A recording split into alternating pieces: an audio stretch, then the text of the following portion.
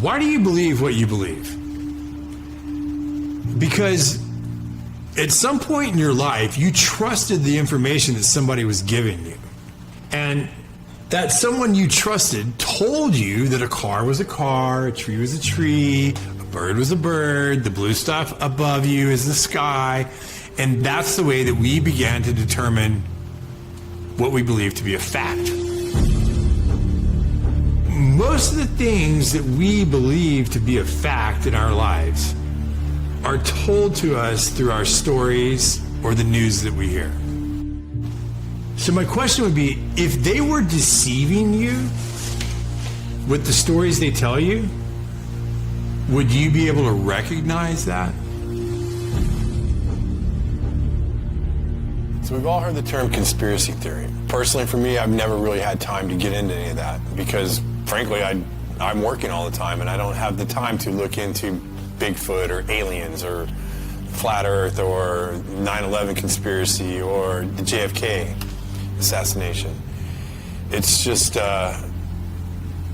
it's not anything that I really have any backstory on. But the one thing that I do have a lot of backstory on, the one thing I do know a lot about is Hollywood. When you think about the entertainment industry, what comes to mind? Movies, TV, music, right? Let's talk about this entertainment. I've been observing you. What if this entertainment was more than just entertainment? Now in complete control! When you're driving home from work, what are you listening to? When you come home after a long day and turn on the TV, what do you see? The U.S. are bracing. Saying that they're one. Think about all the content you've seen throughout your whole life. A lot of it has actually made us who we are today. So you don't know what's really going on.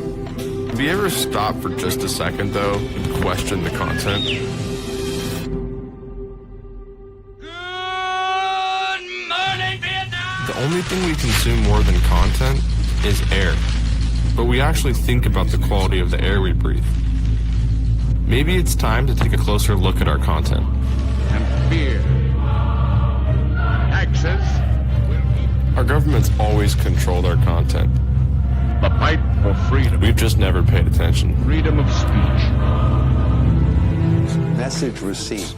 The police occupy our community. To work with the CIA to destabilize foreign countries. This media that we're consuming at such a rapid rate, we need to slow down and think about what we're consuming. Bullshit going on. What if the people in charge didn't have our best interests in mind? Now we have to ask ourselves, who's influencing our content? Is the CIA involved in Hollywood? Yes.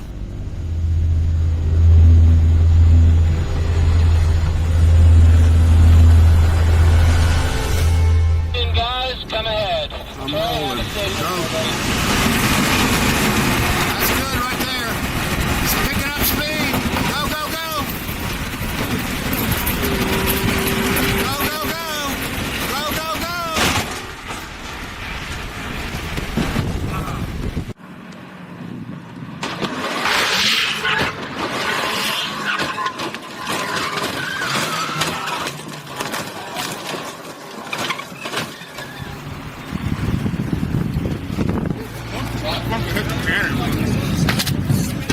So for the past 28 years, I've probably had one of the coolest jobs in the world. I was a professional stunt performer.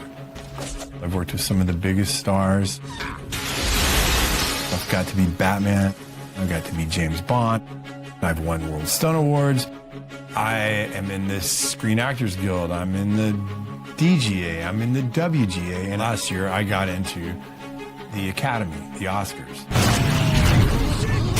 I worked my way up from being a stuntman to being a fight coordinator, to being a stunt coordinator, to being a second unit director. Action!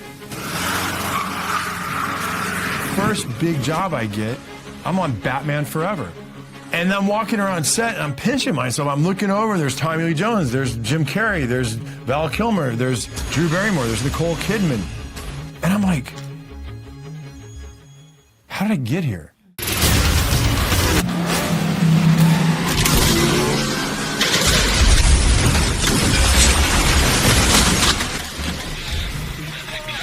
I didn't really say I'm gonna go be a stuntman. I wanted to go make movies. But being a stuntman was the easiest way for me to get into the business.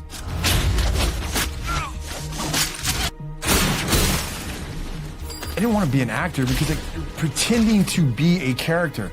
Well, being a stuntman, I was that character. I was the guy behind the illusion, creating it for the guy who's on the screen. I jumped out of that helicopter. I was in that fireball. I did whatever was being asked of the job.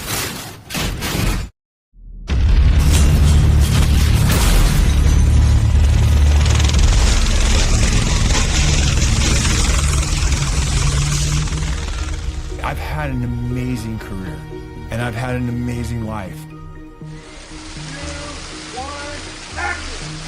That's a cut.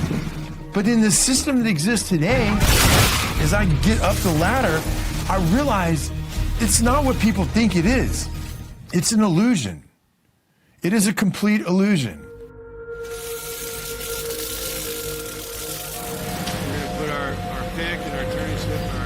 In 2014, I was working on a television show up in Portland, and I had a catastrophic injury. I've done this stunt probably variations of it 20 times over my career. It was nothing. It was a small fall down into a stairwell. I did the first take fine, the second take, I knew I could do it better. I went up and I fell over the rail and I landed on the pipe down below, and I burst fractured my L2 vertebrae and I was paralyzed from the waist down. When you are injured, when you are catastrophically injured, and it changes who you are, I knew from that day I would never be the athlete that I once was. And I always told people as a stuntman, the worst possible injury you can get is a lower back injury. You can break your legs, your arms, whatever, but if you injure your lower back or your hips, your pelvic region, you're done. There was 2 years that I didn't think I would ever live without pain. One of the issues I was dealing with at that time was I had lost the feeling, and I still have numbness in my thighs and on this half of my pelvic region.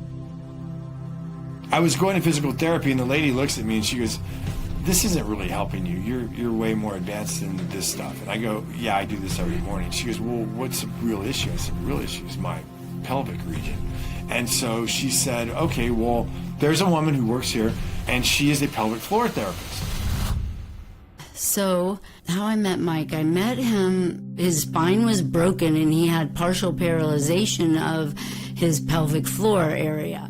We help people when they have problems with the most important functions in your life: bowel, bladder, and sexual function. So one day we're in the middle of therapy and she stops me and she says, "Mike, I feel like you have really dark spirits over you. Can I pray for you?" And I was like, "Pray for me?" I'm like, "Yeah, sure, pray for me. I don't really believe in that stuff anymore, but yeah, go ahead, pray for me." So she prays for me. And I was kind of thinking while she's doing it, okay, this is weird, but okay, whatever. So for the next 2 or 3 months, I would go, and then every now and then she would stop me and she'd say, "Hey, can I pray over you?" I was kind of a little bit disgusted with his personality because he was all about himself and money, and I think the Lord had a lot of work to do in terms of humility with him. He made it very clear that he thought I was crazy, but he let me. After she stopped one day, and I said, "You are either 100% batshit crazy, or you think all this is real in the spirit world." And she looked at me and she said, "Michael, I am one of the only pelvic floor therapists in Southern California at the time. And when these satanic people and these evil people do their rituals to little girls and women and boys, who do you think puts them back together? I do. It's completely real, and you need to look into it." My awakening, it didn't happen at church the way that some people find God. I just pretty much had given up my faith, and I'd given up where I was at, and I was just kind of at the point where I was like, okay, well, I'm going to have the best time I can here, and when I die, that's it. I still wasn't sure if it wasn't 100% crazy or not, but I was reading these articles and looking at these things, and I was like, I've seen things at parties. I've seen artwork. I've seen statues. I've seen things in some people's houses that just seem to be mimicking occult stuff I'm reading about. So I was like, maybe there is something to this. I'm just going to say this. I didn't find God because I went to church.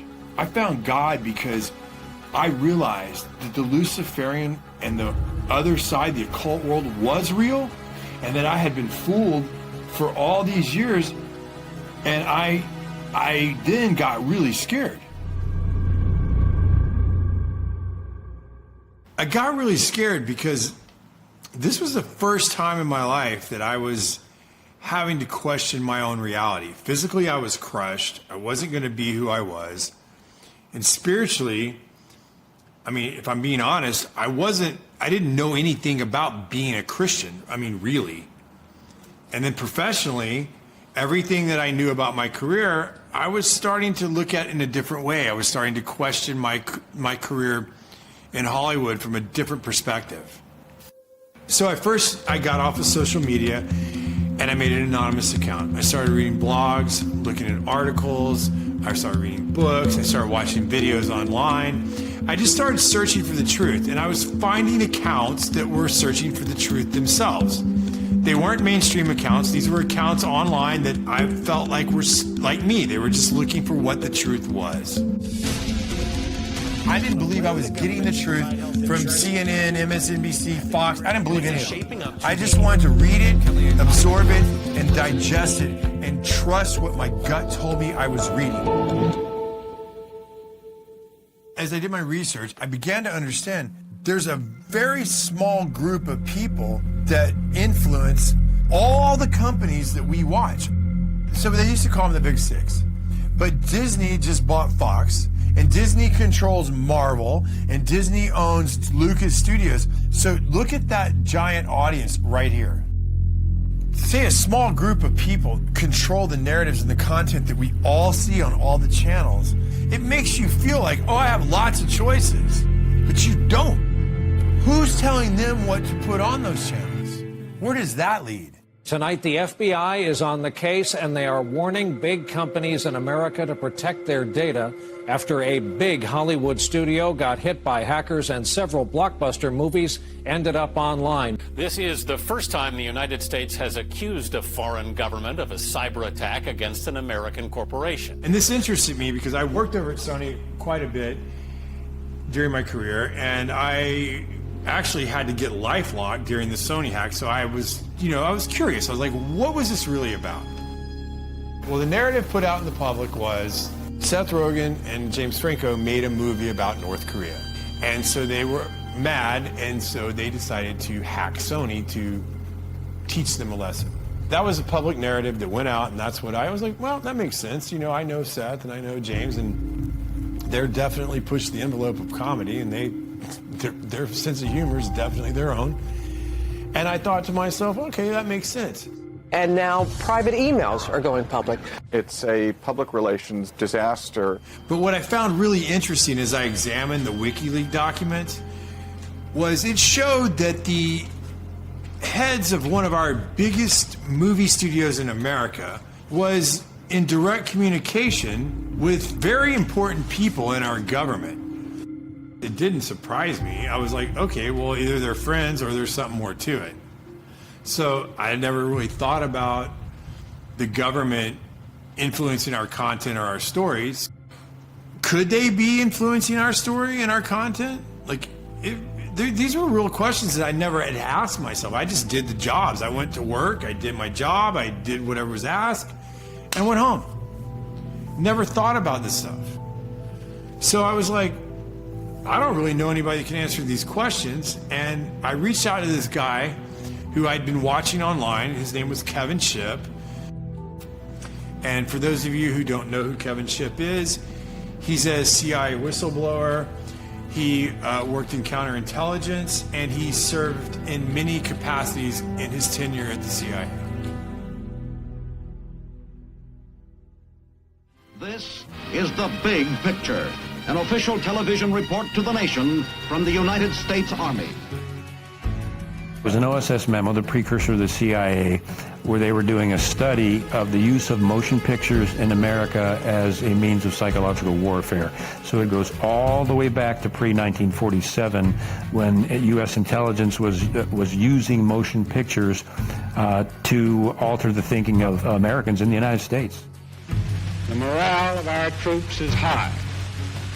The laughter, music, and general entertainment which comes out of a single small package like this one have helped to build that morale. The CIA is funneling information into Hollywood. Hollywood is putting out in the movies, and the population believes it.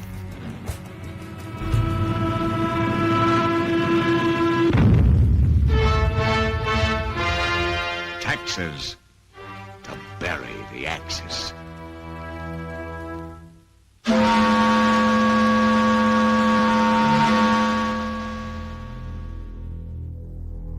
This document right here is a FOIA document. Anybody in America, anybody can request this. It's Freedom of Information Act. And in the 40s, they were telling you they controlled the radio stations. They controlled most of the mainstream media. They're telling you right here that motion pictures are used as psychological warfare. Why would they stop doing it? At no time has the CIA engaged in any political activity or any intelligence activity that was not approved at the highest level.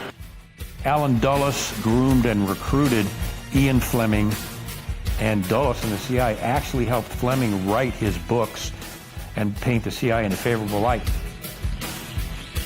And they also, Dulles helped produce Thunderball to make the CIA and agents look like honorable, cool people. The CIA actually helped him write the books and write the script for that movie. And then the president of MPAA was actually providing intelligence to the CIA as an operative in that position in Hollywood. Mr. Fleming, in your books there's a great amount of detail. Is this detail based on personal experience? Do you make it up? Where does it come from? Well, I can say it's 90% from personal experience, really. Of course, if I started sticking too close to the true espionage work of today, I should be in trouble with the Official Secrets Act in England, even supposing I had access to information.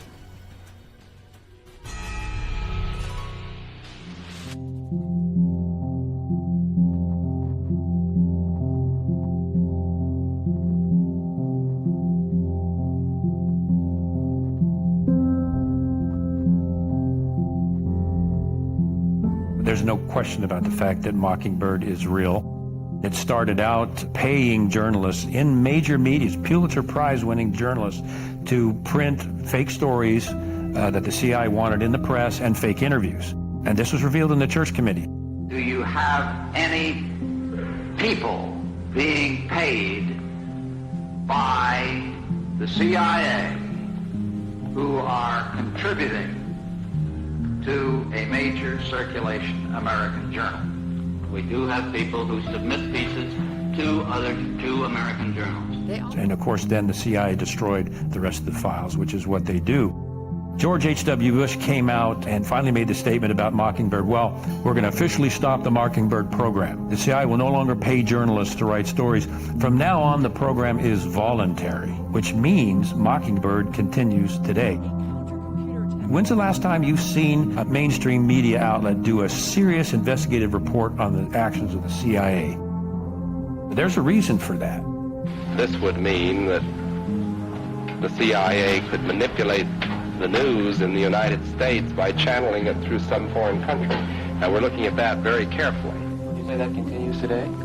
Well, I would think probably for a reporter it would continue today, but because of all of the revelations of the period of the 1970s, it seems to me that a reporter's got to be much more circumspect in doing it now, or he runs the risk of at least being looked at with considerable disfavor by the public. I think you've got to be much more careful about it. Their own personal bias and agenda to control exactly what people think. And this is extremely dangerous to our democracy. This is extremely dangerous to our democracy. This is extremely dangerous to our democracy. This is extremely dangerous to our democracy. This is extremely dangerous to our democracy. This is extremely dangerous to our democracy. This is extremely dangerous to our democracy. This is extremely dangerous to our democracy. There is something about the way the CIA has been functioning that is casting a shadow on our historic position of freedom, and I feel we need to correct it.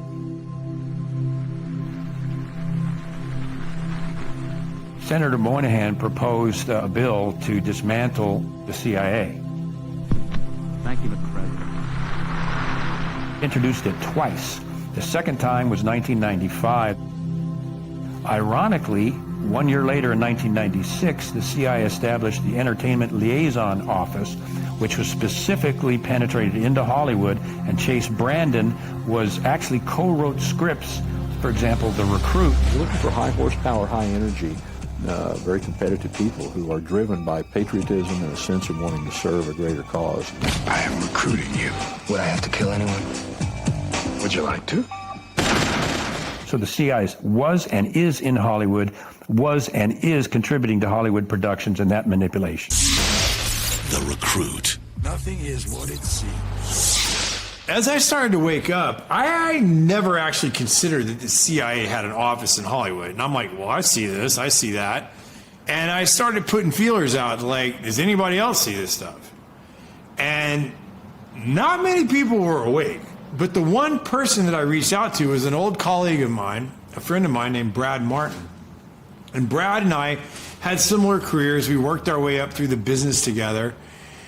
And I'm like, hey, Brad, you've seen this, you've seen that? And he's like, yeah, for sure. And so that gave me strength. That gave me like, okay, well, I'm not alone in this deal. And I'm going to keep looking. Let me just say this. Brad's one of the greatest stuntmen I've ever met. Probably the best. I'm a very physically creative person. I've been doing action for movies for 26, 27 years. I excelled at the action aspect of it, at the physical aspect of doing the fights and doing the gymnastics and doing the falls and doing the driving. I trained really hard to become one of the top stuntmen in the business. I started becoming a fight coordinator, and then a stunt coordinator, and then an action director. Very few people have ever gotten to where I've gotten to, and I'm super proud of what I did.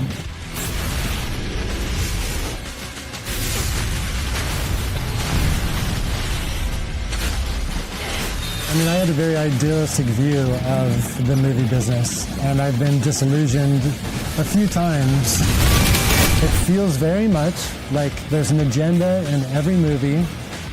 I realized that it was more of a machine, and it was more of they just needed content to put out there for the masses. I stopped really watching TV. I stopped really watching movies. And one of the reasons why I stopped watching movies is I got into my research and what's going on in the world right now, and all the corruptness and all of the plot twists of reality. And I started realizing that reality is 20 times more interesting than Hollywood. I mean, I was a Hollywood buff. I loved all of those movies, but now they're meaningless because I know what's going on right now actually has purpose and has a meaning, and there are consequences. And once this story is told on what's happening in the world right now, and all of the powers that be battling each other, it will be the greatest story ever told.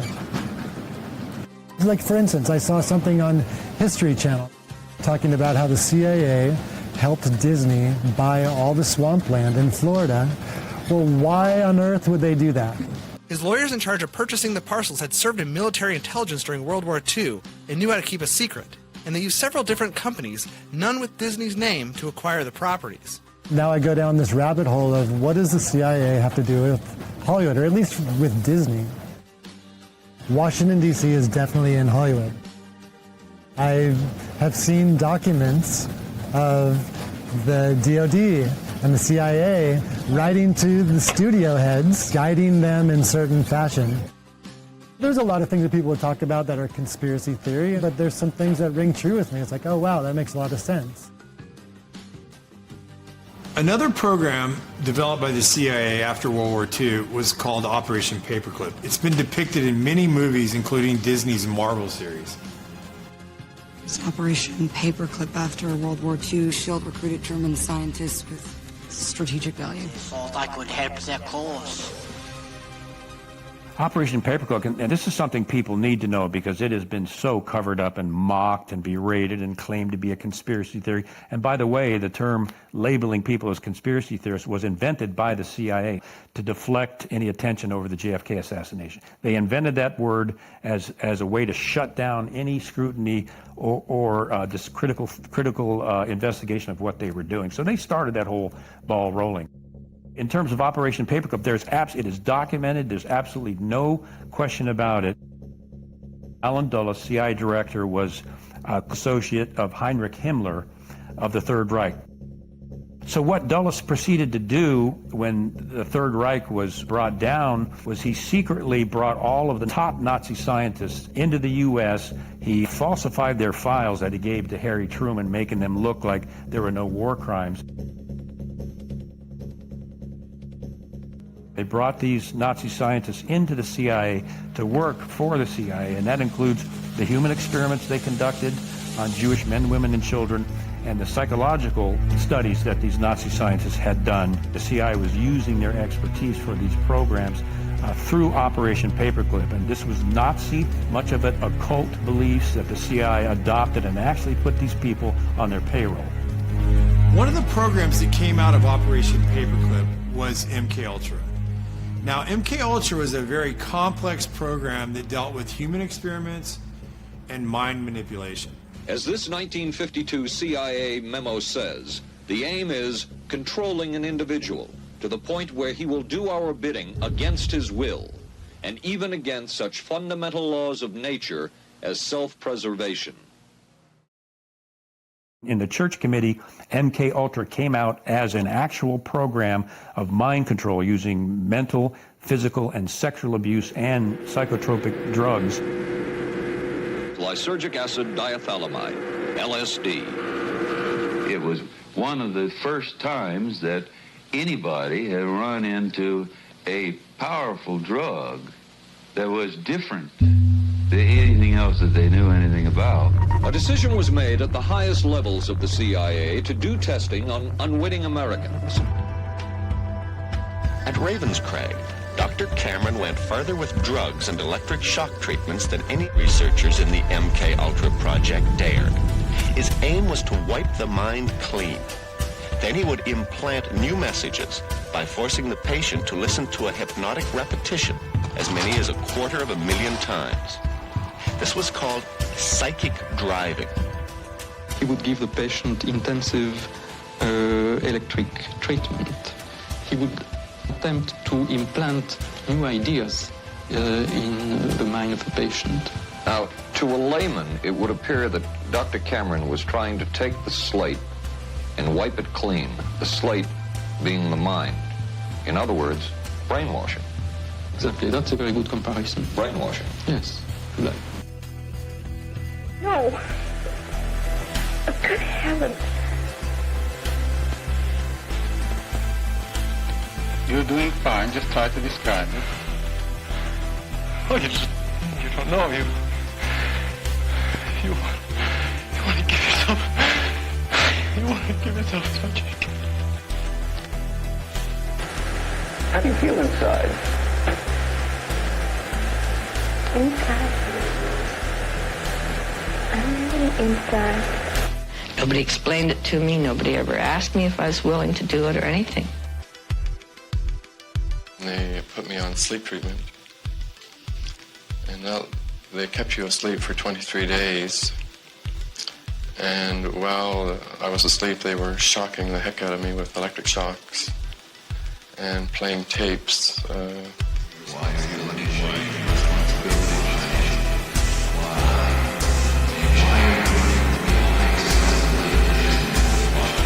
It was Really, like a concentration camp. Want to talk Peter Letters? You mind if I look this way? You look that way. Nothing for you to watch here, but you're going to talk to me as we go along. They couldn't go any further because CIA Director Richard Helms destroyed all the CIA's MK Ultra documents, and they had to rely on coached witnesses. So they were never able to dig even deeper. What they got was bad enough. It was never terminated. There's no evidence that it was ever terminated. No documents, no nothing, and not even an admission by the CIA that it's been terminated. How do you feel? I'm feeling better, thank you. Feeling better? Are you sleeping well? Yes, I'm sleeping better now. We could disable a whole city by putting a very small amount on a water supply. After all of these years of us, those of us who are involved in looking for this secret drug, this was the only thing that began to look for the first time like it might be something like that. So MK Ultra was one of the hardest programs for me to wrap my head around because it's a lot of subset programs. And I was really surprised that Brad Martin knew about MK Ultra. People think that research people are crazy for talking about MK Ultra, mind control. Even if they acknowledge that that existed, they go, oh, well, that ended in the 70s. That's a crock of shit. And perhaps the world's only hope of stopping a sinister assassination plot. The movie that I did involving that topic was Zoolander. The fashion industry has been behind every major political assassination over the last 200 years. I mean, at the time, I was making a comedy and I had no idea what I was involved with. But now looking back on the movie, I'm blown away at just the propaganda. Doesn't anyone notice this? I feel like I'm taking crazy pills! In a movie like Zoolander, when they're showing you that they're controlling Derek Zoolander's mind through mind control, you realize that they're trying to desensitize you and to make you think that what you're watching is fiction because it's in a comedy. Like a mass MK Ultra now. Their purpose is to capture the minds of the people and feed them false history. The CIA is funneling information into Hollywood. Hollywood is putting out in the movies, and the population believes it. All right, so look, here's the deal. They have been desensitizing us since we were born, and I'll give you some examples. Let's start with the big one. Let's start with words we hear all the time and never even think about. Let's start with the word entertainment. To entertain. What does that mean? To bind or hold. To bind or hold what? An audience's attention. Okay, now let's take the word Hollywood. Where does that come from? Well, Hollywood comes from the holly tree. And the ancient Druids, back in the day, used to take the holly tree, make wands to weave spells, cast spells, or channel spells. And when they needed help, they would consult the Magi's or the mediums of the day to help channel their spells to the population. We'll cut to today. What do we have in our houses? We have these black boxes. What are they called? TVs. But if you stop and you say the word television, and when you turn on that television, what do you get? What's the first thing that pops up? A list of channels. And when you turn on those channels, what's on those channels? Programming. They are programming you. They've been programming your whole life. You don't even know it. They do it with your music. They do it with your TV. They do it with your movies. They do it with your games.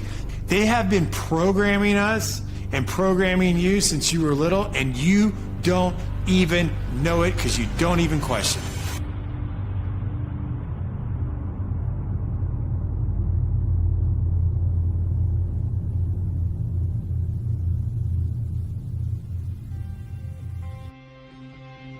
Starting in 1900, we entered a previously unimaginable time of modern technology. Advances that allowed the rulers of this world to construct and direct our stories in ways we previously never imagined. As a result, new techniques to control the population were realized. These are the people from the companies that we have trusted to deliver us our news and tell our stories. This has always been about controlling what we as the population think and hear. They help create our culture and influence our society. We as citizens only trust them because as a society, we think that the gatekeepers have our best interests in mind. The dangerous, edges here are that he's trying to undermine the media, trying to make up his own facts, and it could be that while unemployment and the economy worsens, he could have undermined the messaging so much that he can actually control exactly what people think, and that is our job. That is our job. That is our job. As I was researching, I found that most of the early communication companies were developed for shipping or aviation. And a lot of the men that started these companies were commissioned by the military during World War I and World War II. Many of these men worked for the Army and Navy intelligence services along with the OSS, which we know became the CIA. There were many examples of these men becoming the heads or founders of some of the biggest motion picture and media companies before and after their government or military service. I wanted to know how many of the media companies in today's world connected back to Washington. So I started looking. It was like a family tree. The connections between our government personnel and the media corporations was unbelievable. Google, Amazon, Netflix, Twitter, CNN, ABC. So what would happen if all these companies had the same political ideology or agenda? We as this population like to hear people confirm our confirmation biases. We like to hear people tell us that we're right. We don't like to be wrong. And we believe that the people on the media and the people that we're listening to have our best interests in mind. The problem is what if they don't? So if you stop and think about it, they can place any agenda on the population that they choose. I think that Hollywood is teaching bad morals to the youth of this country as well as adults. Desensitizing of violence to the masses. You can't deny that. My kids have seen so many people get killed in very violent ways. 3 times as much gun violence now. And the sex that's in PG-13 movies. Why? Every Disney movie, there's a major character, usually a parent, that gets killed. Trauma to the child. Why? It's so horrible. What a bad story. Why do you need to start a story with a parent dying? Always. It's so sad. Under MK Ultra, they experimented on children. We were even taught this in psychophysiology program that if you get to a child between ages 1 and 6 or 1 or 8, especially with sexual abuse or sexual trauma, you will split their personality and they will be imprinted the rest of their life. And many times that results in split personalities and dissociative behavior and other things. These occult topics are being introduced to our kids, and most parents aren't even aware of it.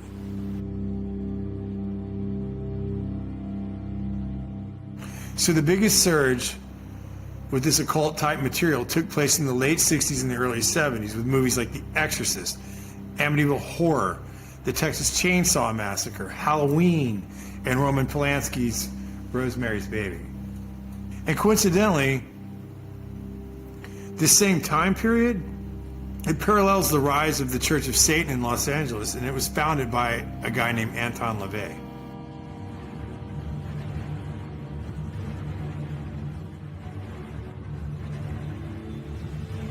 So it is done. When I was a police officer, we had cases of satanic cults right in Arlington, Virginia. Those have been around for decades. They're in the high schools, they're in the colleges, they're in the government, and they're in Hollywood. I got to meet people like Sammy Davis and that kind of shit, dude. Sammy told me he worshiped the devil. Sammy was like, you know, Satan is as powerful as God. And I was like, what the fuck are you talking about? He says, why do you think there's so much anger in the world and killing and murder and Satan? And he saw my reaction to it, and he kind of lightened up on it, buddy. And he was like, the Dantana is dark, and it's the candles on the table, and Sammy's face over the candle.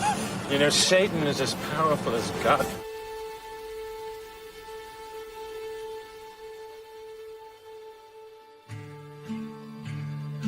From our point of view, it really makes no difference whether you pray to a father god or to a mother goddess or to an entire gaggle of gods and goddesses.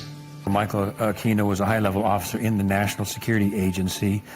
He was and is, you'll see him today, a practicing Satanist. He created the Satanic Temple of Set, which he still runs. He was a high-level NSA officer. He's a member of the association. Now used to be in the Association of Former Intelligence Officers, AFIO. He's a member of that. He's plugged in big time to the intelligence community, and he wrote a paper called Mind War.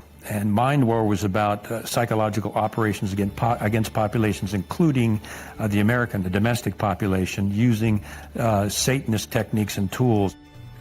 Aquino was first involved in MK-Ultra operations during the Vietnam War as part of the Phoenix program.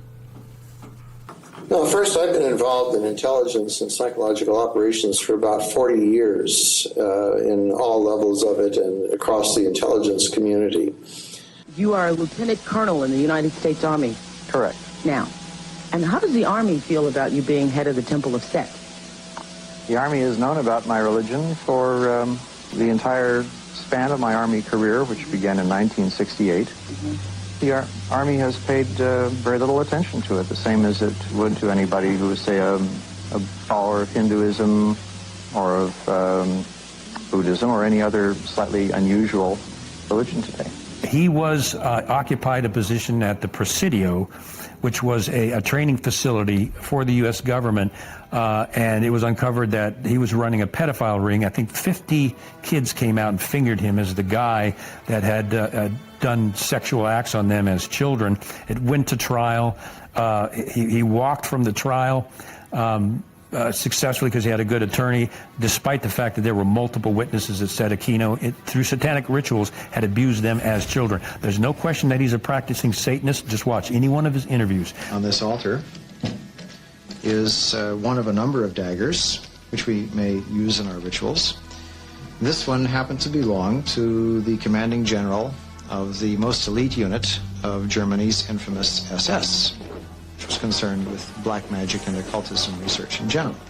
Anything that it could find that had to do with the origins of the human race, destiny of humanity.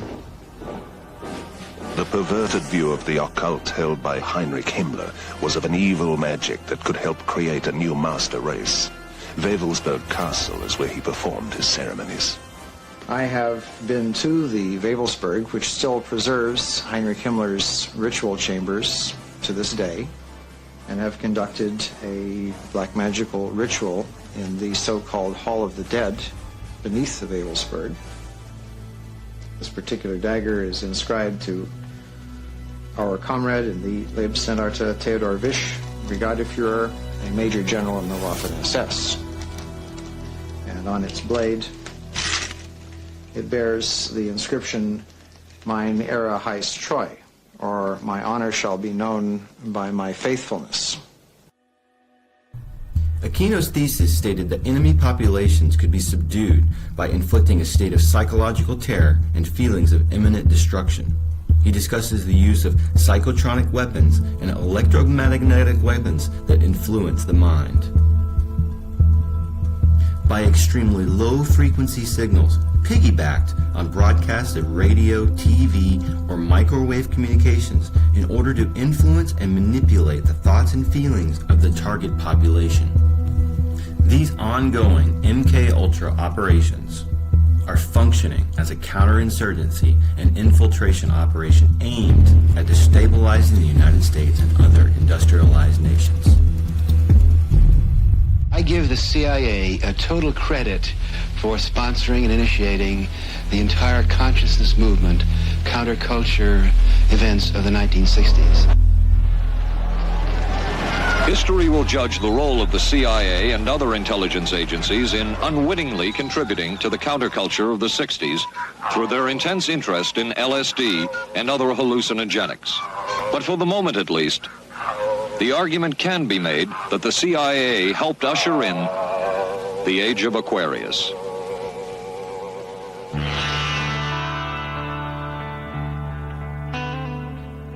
Laurel Canyon was the epitome of the summer of love. I mean, we saw the possibility of a way we could live. It's odd because in Laurel Canyon, so many of the soon-to-be stars there, their parents were in either the military-industrial complex or intelligence or the Pentagon. In Frank Zappa's case, His dad was working at Edgewood Arsenal, where they were doing biochem studies, psychotropic, and exposing U.S. troops to VX nerve gas and other things. The family kept gas masks in their house. He grew up with that in case there was an accident. And Edgewood Arsenal was doing this very similar, related MK Ultra projects on U.S. troops. The Gulf of Tonkin is another prime example. The commander of the Gulf Fleet in the Gulf of Tonkin, his son was Jim Morrison. They claimed the USS Maddox was attacked by Vietnamese vessels. It was never attacked. As a matter of fact, they put ghost ships on the radar to make it look like they were Vietnamese ships. The Maddox was never attacked. It was an actual, literal false flag to enable the U.S. to declare war on Vietnam. So Jim Morrison's dad was involved in the false flag of the Gulf of Tonkin. After talking to Kevin, I started looking into Laurel Canyon. I drove down Laurel Canyon to Hollywood almost daily when I first moved out there, and I never knew that there was an old Air Force base called Lookout Mountain U.S. Air Force Base at the top of Laurel Canyon. And what's funny is, if you do the history of it, it's owned today by a guy named Jared Leto. Another tactic developed out of the MK Ultra project was the use of compromise and control via honeypots. The decision was made to do testing on unwitting victims. It was decided they should be on the fringes of society because they were most vulnerable. We did quite a study of prostitutes and their behavior. How do you take a woman who is willing to use her body to get money out of a guy to get him to talk about things which are much more important, like state secrets? We learned a lot about human nature in the bedroom. We started to pick up knowledge that could be used in operations. There would be victims in all of this. As one agency memo says, we have no answer to the moral question. That's one of the CIA's favorite tactic, are honeypots. And I work with CIA psychologists, and they're dirty. I always felt that every house should have its own secret panel. Mm-hmm. Oh, I see. You lift this up. Mm-hmm. This is a trap door. Opens up and looks into the cave, or what time is called the Wu Grotto. Oh, boy. They're running blackmail operations where they're getting very well-known government and private industry elite people in compromising positions at the Playboy Mansion, on Epstein's plane, on Orgy Island, and they're photographing them. And after that, it's like Congressman so-and-so or CEO so-and-so. I wouldn't bring that up if I was you, because we got photographs of you with a 14-year-old girl on Epstein's plane, for example. And you talk about shutting somebody up permanently, that's how they do it. What happens in the grotto stays in the grotto. Okay. Look, it's pretty simple if you think about it. To control the population, you have to control the people messaging the population. Some of these stars have 20, 30 million followers. That's more followers than CNN, Fox, ABC, NBC. These people have to be controlled. They can't just go off a message and start saying whatever they want to say. They have to be somewhat reined in. They have to be controlled, or they do not get the platform to have the voice that they have. Forget the politicians. The politicians are put there to give you the idea that you have freedom of choice. You don't. You have no choice. You have owners. They own you. They own everything. They own all the important land. They own and control the corporations. They've long since bought and paid for the Senate, the Congress, the state houses, the city halls. They got the judges in their back pockets. And they own all the big media companies, so they control just about all of the news and information you get to hear. They got you by the balls. It's a big club. And you ain't in it. You and I are not in the big club. And by the way, it's the same big club they used to beat you over the head with all day long when they tell you what to believe. All day long, beating you over the head in their media, telling you what to believe, what to think, and what to buy. The table is tilted, folks. The game is rigged. And nobody seems to notice. Nobody seems to care. Good, honest, hard-working people, white collar, blue collar, doesn't matter what color shirt you have on. Good, honest, hard-working people continue. These are people of modest means. Continue to elect these rich cocksuckers who don't give a fuck about them. They don't care about you at all, at all, at all. Yeah. You know? And nobody seems to notice, nobody seems to care. That's what the owners count on, the fact that Americans will probably remain willfully ignorant because the owners of this country know the truth. It's called the American dream because you have to be asleep to believe it. If you stop for a second and you just look at the bigger picture and you check out for a minute and you kind of compare the ancient times to today, well, back then they had like what, demigods and gods. They were like Achilles, Hercules, Apollo, Mercury. All these were demigods. And that's who the people in those days looked up to. Well, today we have all these people like Jay-Z, Rihanna, Beyonce, Lady Gaga, Katy Perry. In film, we have Brad Pitt, Will Smith. We have all these big stars. And the way they prop them up and they put them up on stage is like they're gods or demigods. In this room are some of the most important TV and film executives in the world. People from every background, but they all have one thing in common. They're all terrified of Ronan Farrow. He's coming for you. He's coming for you. Look, talking of all you perverts, it was a big year. It was a big year for paedophile movies. Surviving R. Kelly, Leaving Neverland, Two Popes. Shut up. Shut up. I don't care. I don't care. Most people don't want to cross the psychological line that this stuff is going on. And we all have a mental defense mechanism. It's like finally admitting there's an elite pedophile ring. I mean, most people just don't want to go there. And the same is here. Psychologically, you lose your safety, your security, and whatever innocence you have when you realize that this stuff is really going on. And it's a chore to cross over that barrier and realize, oh my gosh, this stuff is really happening. And that's why it takes critical thinking. The people have got to look at this stuff critically and see what they're being fed so they can cross that psychological line that they just refuse to see it when it's right in front of them. When Kevin said there's an elite pedophile ring, well, I'm thinking to myself, this is a hard thing for me to come to terms with. Now, it made me start thinking about conversations and things I'd heard, but I never saw it. It's not out in the open. And to me, I was like, no one could do that. Because, I mean, if I saw someone hurting a kid, I would kill them. I mean, I would literally kill them. I would never allow someone to hurt a child in front of me. Things Kevin was saying were things that were hard for me to cross the barrier. I did not want to believe it. I didn't want to go there. But as I went down this journey, I forced myself to go consider, what if this is real? And the only person that was talking about this stuff was a girl named Liz Crokin. And the media had declared her completely out of her mind. But as I started researching some of the things she was reporting on, I was like, there's truth to what she's saying. So I want to talk to her. I started working in journalism at a very young age. I got my first job working for Fox Chicago at about the age of 17 years old. At the University of Iowa, I studied political science and journalism. One semester, I interned for Bill O'Reilly at Fox News Channel. My last year in college, I interned for the State Department's White House reporter, and that placed me reporting in the White House every single day for a few months. I went on to work for the Chicago Tribune, and my first boss there told me that everything that I should get should be checked over and over and over again and verified to death. That's how I was trained, and that's what a true, honest journalist does.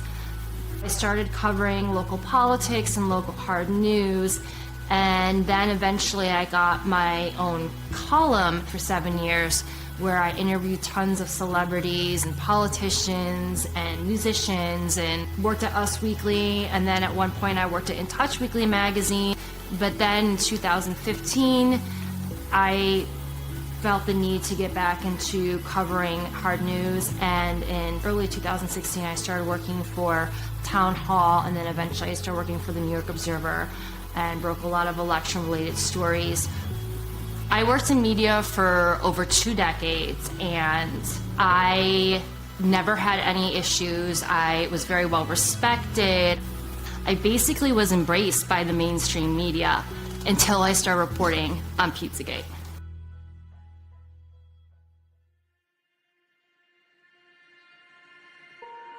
Now, when Pizzagate came out, the media tried to turn Pizzagate into something that wasn't. Surprises of the presidential campaign was the explosion of fake news on the internet. 28-year-old Edgar Welch was arrested in Washington Sunday afternoon outside Comet Ping Pong, a popular family pizza parlor. D.C. police say Welch fired at least one round into the restaurant floor with an AR-15 rifle like this one on his Facebook page. No one was injured. Someone on Twitter, whose name remains unverified but has several thousand followers, posted that new emails found on Anthony Weiner's computer confirmed that Hillary Clinton was involved in a pedophilia ring. The rumor spread, inspiring some newfound internet sleuths to start digging around in John Podesta's hacked emails, searching for proof and location of the so-called sex ring. In those emails, they are absolutely littered with code words. And many of these code words are food words, such as pizza. Somebody said to me, "Hey, Dave, search for pizza in Podesta's emails. And once you go down that rabbit hole, you never really emerge the same person." It was obvious from the get-go that these words were code words for something else because the context that they were used in did not make sense. To be clear, not one single email in the Podesta emails discusses child sex trafficking or pedophilia. That is a fact. But there are dozens of what seem to be strangely worded emails dealing with pizza and handkerchiefs. Investigators say that those words in the emails about pizza and the talk of handkerchiefs is code language used by pedophiles. There is some kind of code language. They're just not talking about pizza, folks. Who phrases that? Who blocks out an hour of time to eat a slice of pizza? You can get a service for a half an hour, you can get a massage for a half an hour, but you can't get food for a half an hour. It just absolutely makes no sense. There's other ones like, the realtor found a handkerchief. I think it has a map that seems pizza related. And another one is, Obama spent $65,000 flying in pizza and hot dogs from Chicago. Are we using the same channels? Pizza is a well-known pedophile code word that actually has been used by law enforcement to arrest online sexual predators of children. And there's been multiple arrests that have been made by law enforcement of pedophiles trying to solicit children by using the pedophile code word pizza. 2007 unclassified FBI document. That document, according to the FBI, contains commonly used symbols by pedophiles to express their preference in children. Notice this one on the end, the triangle. That image signifies something called boy love. The pizza place next door to Comet Ping Pong Pizza, Besta Pizza, well, this was their logo until only a few weeks ago. People don't know that because the mainstream media refuses to cover it. The entire mainstream media redefined what Pizzagate was to make it sound ridiculous and less believable, and then they had people like Megyn Kelly come in, interview James Alefantis, didn't ask him any challenging questions. A conspiracy theory that even the DC police say has no basis in fact. She didn't ask him any questions about the pictures of children on his Instagram page looking abused, being sexualized. She didn't ask him about the pedophile talk. So the whole mainstream media painted him as this poor victim, as this person that was innocent, that was just victimized, as something that wasn't true. But just his Instagram page alone should have been enough for authorities to look into him. Investigators have already proven there's nothing to the story, right? Well, actually, no. And that's what you need to know. For all that is here, there has not been one single public investigation of any of this. Not from local police, not from the FBI, no one. And that has to be the big question. Not for Podesta or for pizza parlor owners, but for law enforcement. Based on what may be or may not be here, the big question is, why hasn't any investigation taken place? This is insane. So many people in the mainstream media have said Pizzagate is a conspiracy theory. Pizzagate has been debunked. It has not been debunked. If it's been debunked, Explain the code words. No one to this day, including John Podesta himself, can explain the code words in his emails. Hey, John Podesta, can you please explain why you have children rented for entertainment for your adult hot tub parties? No one has ever explained why John Podesta has literal pedophile and cannibalism paintings all over his office and his home. Tony Podesta too. And then you look into the spirit cooking dinners, and you look into Marina Abramovic, who's the one that was conducting the spirit cooking dinners. Why are they going to spirit cooking dinners? Why are they sacrificing chickens to Moloch in their backyard? This isn't my words, this is their words. This is in their emails. I'd be willing to debate anyone who thinks that Pizzagate has been debunked. You asked me when how am I getting additional briefings? That was the first and last time I talked. So October 9th is the last time you have heard from the FBI at all? Yes. You have not got an update on the investigation to your personal email? That is correct. So not only did the mainstream media lie to you about Pizzagate, they actually told you that it was illegal to read John Podesta's emails on WikiLeaks. Chris Cuomo, with a straight face on CNN, looked into the cameras and said, it's illegal for you to read John Podesta's emails. Also interesting is, remember, it's illegal to possess these stolen documents. It's different for the media. So everything you learn about this, you're learning from us. That's how scared they are of those emails, and that's how explosive the content in those emails are. That they felt the need that they had to tell you you could not read those emails, and if you do, you might get arrested. Lie. It's different for the media. So everything you learn about this, you're learning from us. People that blow the whistle on elite pedophiles tend to have accidents, and a lot of those people have died mysteriously.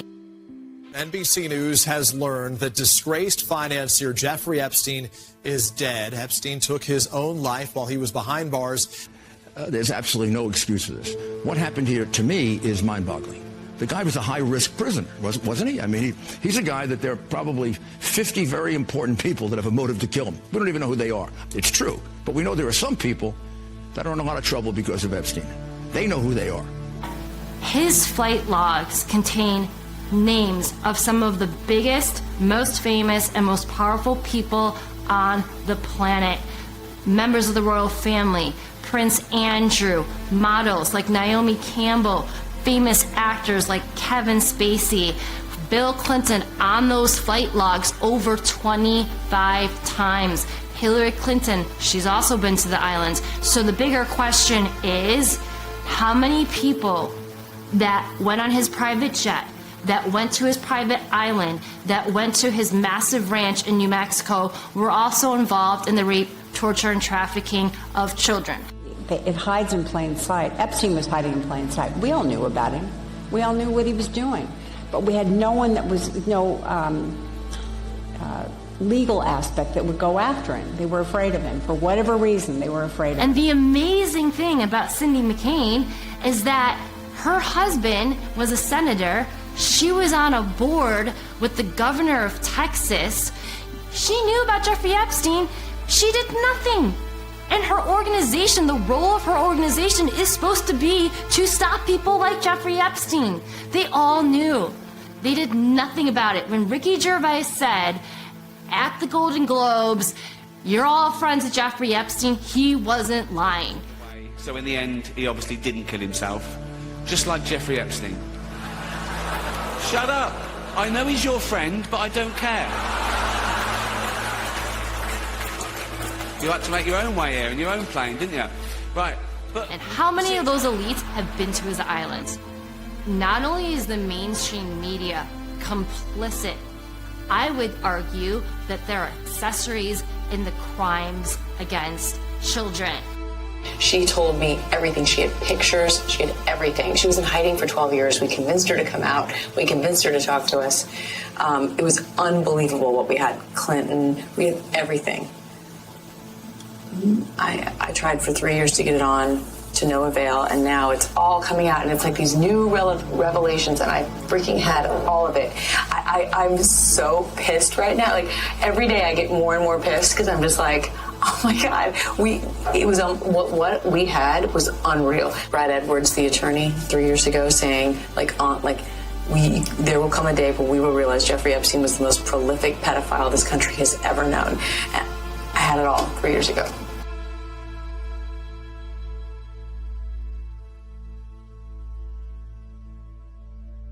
Then what happened in early 2018?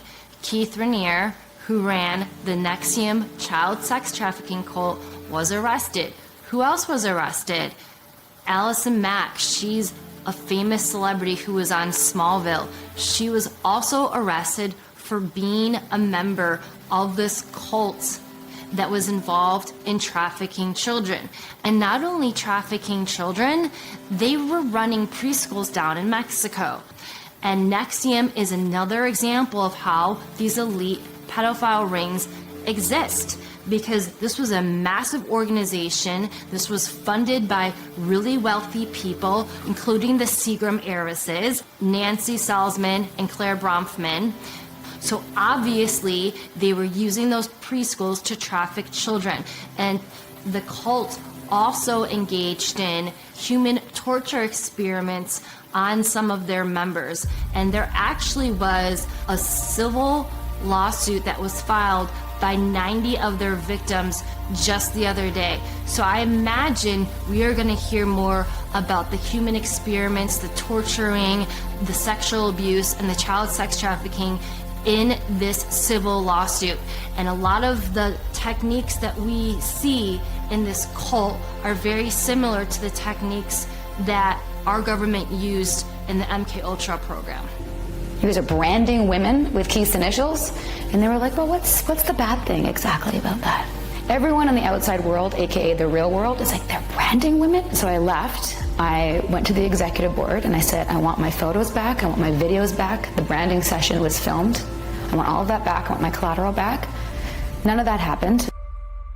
And it's the same fear, mind control, and you'll be destroyed if you get into the upper elites. And if you get to that point, if you start revealing anything, they have the same system to completely destroy you, destroy your career, blackmail you like Epstein, catch you, film you in compromising positions. And this goes both within Hollywood and celebrities and some of the elite, and it also goes on in Congress and the Senate. And if they even insinuate that they're going to reveal some of these things, they're done. A lot of people here tonight felt like they lost. You know why? Because y'all been lied to. Google lied to you. Google. Facebook lied to you. Radio lied to you. The powerful people that be, whether it's the music industry or the movie industry, you are only allowed a certain level of success if you are willing to join their club, if you're willing to be part of their secret society, or if you're compromised. They will not let someone obtain a lot of fame and power if they can't control you. A classic example, at least for me, is Katy Perry. Katy Perry was a gospel singer, very talented, but she was going nowhere. And she got up to Hollywood, and basically they said, you want to be a success? You play by our rules. You step into the occult, and you start putting that in your videos. And now she's doing videos with her in hell, with satanic themes, and she's what? Highly successful. You see that over with Lady Gaga, who came out and actually said she was so tired of being handled and manipulated, she had to take a break. That this is this young, outrageous girl, wears strange clothes. She's into extremes. She's experimental. She have 43 million people on the Twitter following her, whatever she do, little monsters. And she came really very humble to my house and asked me if I can teach her. We made this workshop in the woods, and she was such a good student. She never cheated. She really went much farther than I asked her for. She is a limitless human being. As myself, a self-proclaimed pop performance artist, want to go home and slit my wrists, and I am nothing. I have achieved no sense of art. She is so boundless. Čuli za performance zbog Lady Gaga, odjednom su počeli se interesuju za moj rad, tako da prešla sam iz te, mislim, normalne kulture u mas kulturu, što je... Marina Abramovic, of course, is in the Podesta emails, and she's the one that conducts the spirit cooking dinners. She said that Marina did an exercise with her where she stripped her completely naked and left her in the middle of the woods to fend for herself and find her way back. Those are the kinds of things that people who are behind the MK Ultra programs do to children that they're mind controlling. We know Marina Abramovic is a Satanist.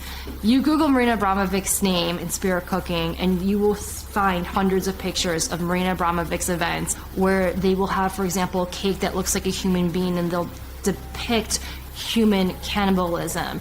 And they claim they're not engaging in cannibalism. And you will find A-list actors and famous politicians and other very famous and successful, powerful business people at her events. They literally have food that look like human beings on dinner tables. He's Italian and Greek, I mean, you know. And a very good cook. And a very good cook. And I'm sure there's something very nefarious about that risotto recipe. So, after I started researching the cult, I learned that Satanists believe that they have to reveal who they are in some way, shape, or form. So that is why we see a lot of these occult members in Hollywood constantly flaunting symbolism. We see the pyramid, the Illuminati pyramid a lot. We see the evil one eye constantly. It's always on the cover of magazines. We see these are supposed to be the 666 devil symbols. We constantly see those symbols.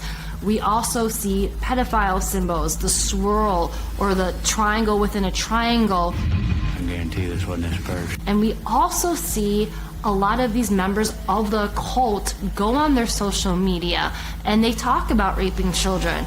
They talk about worshiping Satan.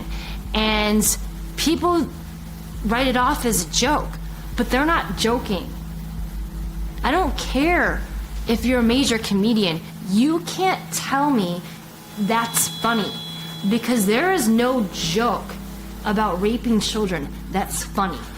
You don't know what that is. I have no idea. You don't know. Jimmy Fallon doesn't know. David Letterman doesn't know. We don't know. All the comics and show business don't know what this is.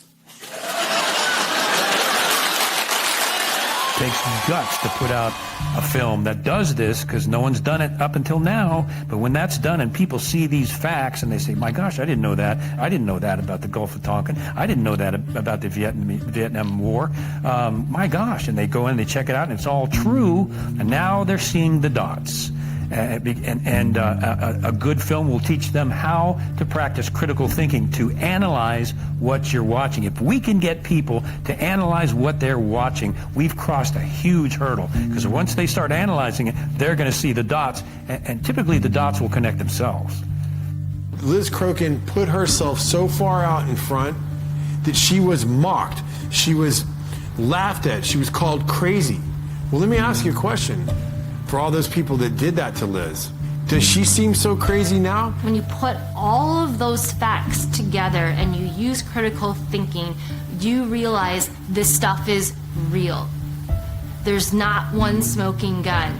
There's many small smoking guns that you have to piece together, and you have to use critical thinking to understand this stuff is real. So again, the bigger question is, now that Jeffrey Epstein's been exposed and he's allegedly dead, how many of his friends that were frequent visitors on his sex trafficking island were also involved in the rape, torture, and trafficking of children? And that's what Pizzagate is.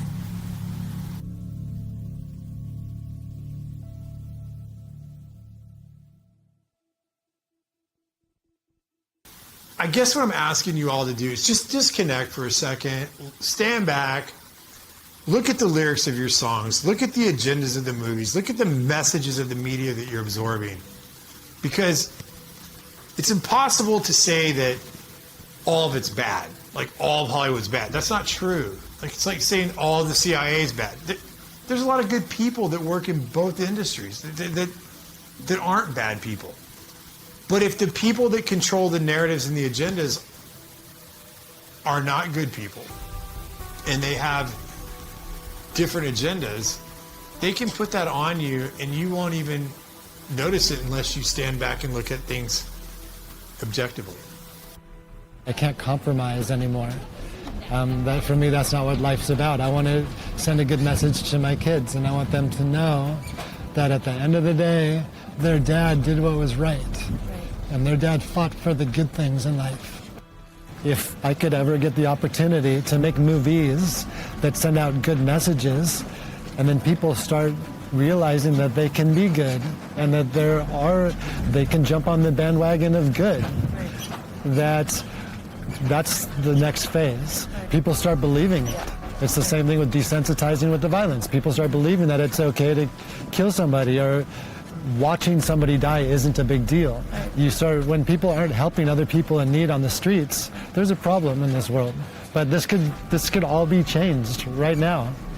The reason why I'm doing this documentary is because I want to be one of the first people to come out and say, hey, it doesn't have to be like this. We are good people. Humans are good, and we can make the world a better place. Because the money and the technology to make this world a better place is there. It's just been covered up and controlled for so long that it's time for it all to come out. And maybe I'm the catalyst for something better. What does the media look like in the future? Well, to me, what I would hope is that it's not filtered. I would love to build a platform or build some sort of system where artists could connect directly to their audience. I want to make products and tell stories that bring humanity together, that bring compassion, that bring love, that bring forgiveness, that bring inspiration and courage back to the audience without having the influence of violence or gratuitous sex or gratuitous death or gratuitous horror. Because those are things and images that get stored in our psyche and our soul, and I don't think that's the way that this earth was intended to be.